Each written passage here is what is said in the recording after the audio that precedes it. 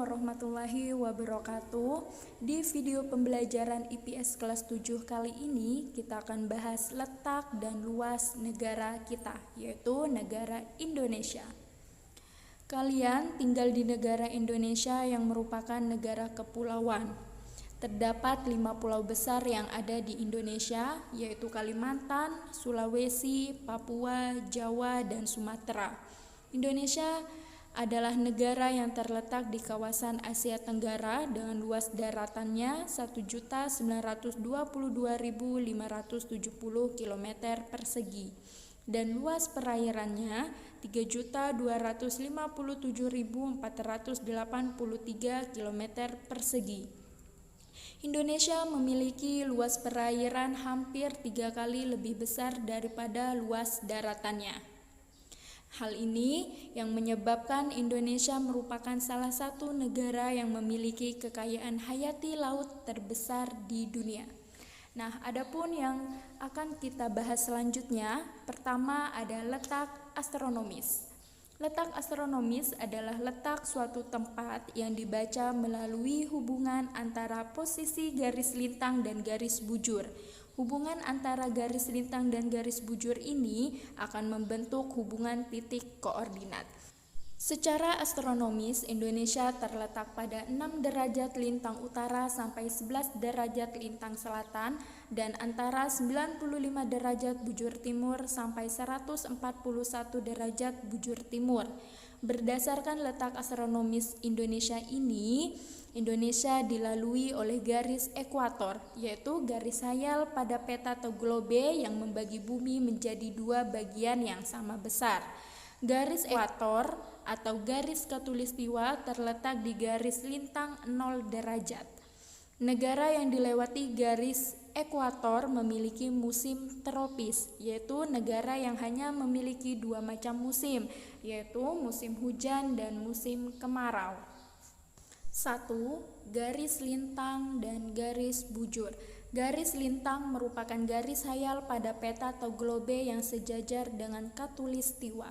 Garis khatulistiwa membelah bumi menjadi 2 belahan, utara dan belahan selatan. Garis lintang ini berguna untuk membagi wilayah iklim di bumi yang disebut dengan iklim matahari. Kota Pontianak itu dijuluki sebagai kota khatulistiwa karena garis lintang 0 derajat persis berada di kota tersebut. Letak lintang tersebut itu menyebabkan Indonesia beriklim tropis dengan ciri-ciri sebagai berikut. Pertama, 1. Memiliki curah hujan yang tinggi. Kedua, memiliki hujan hutan tropis yang luas dan memiliki nilai ekonomis yang tinggi. Ketiga, menerima penyinaran matahari sepanjang tahun. Keempat, banyak terjadi penguapan sehingga kelembapan udara cukup tinggi. Kemudian, garis bujur. Garis bujur adalah garis hayal pada peta atau globe yang menghubungkan kutub utara dan selatan bumi.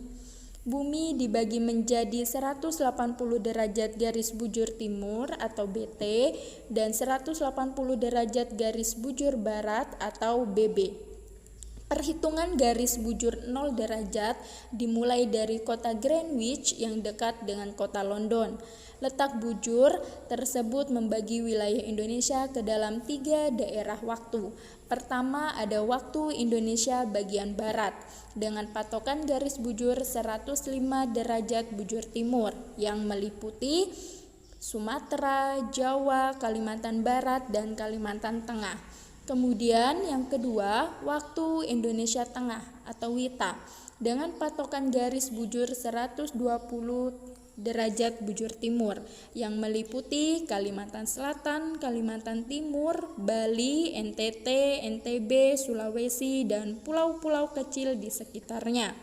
Kemudian yang ketiga, waktu Indonesia Timur atau WIT dengan patokan garis bujur 135 derajat bujur timur yang meliputi Kepulauan Maluku, Papua, dan pulau-pulau kecil di sekitarnya.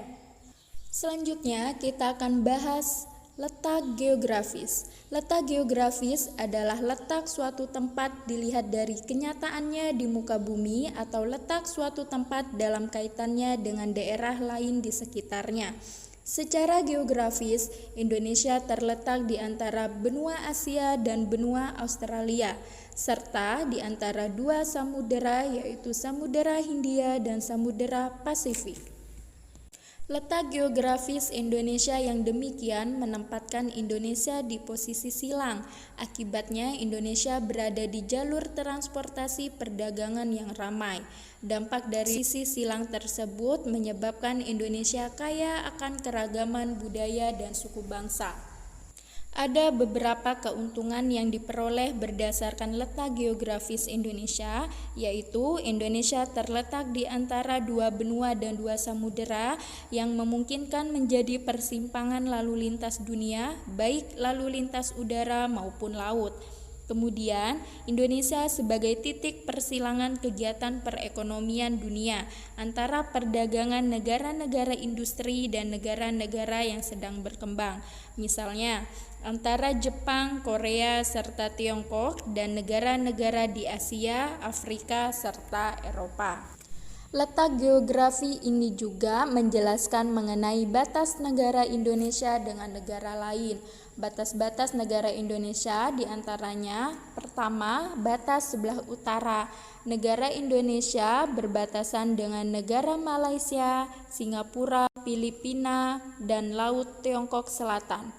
Kemudian batas sebelah selatan berbatasan dengan Timor Leste, Australia, dan Samudera Hindia.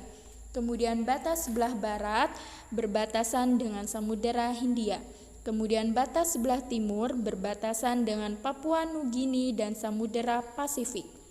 Selanjutnya yang akan kita bahas letak geologis.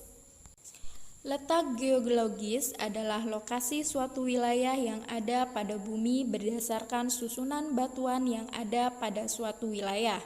Susunan lapisan pegunungan di Indonesia itu erat hubungannya dengan sistem pegunungan yang ada di Indonesia.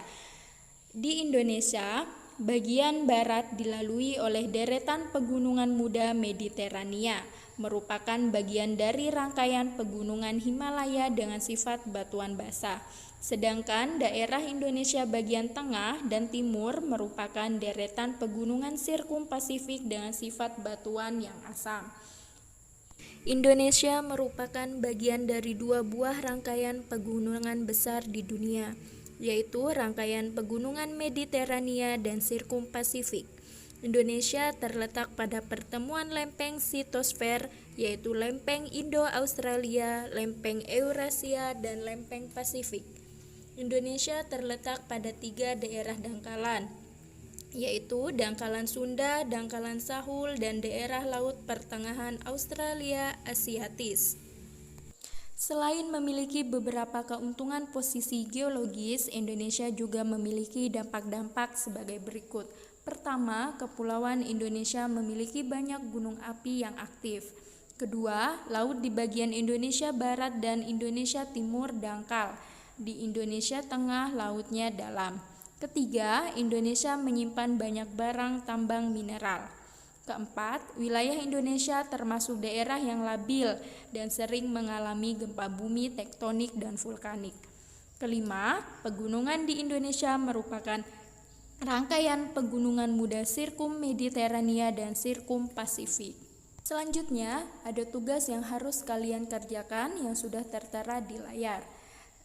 Demikianlah video pembelajaran kita kali ini, semoga bermanfaat. Ibu akhiri, wabillahi taufiq wal hidayah. Wassalamualaikum warahmatullahi wabarakatuh. Dadah.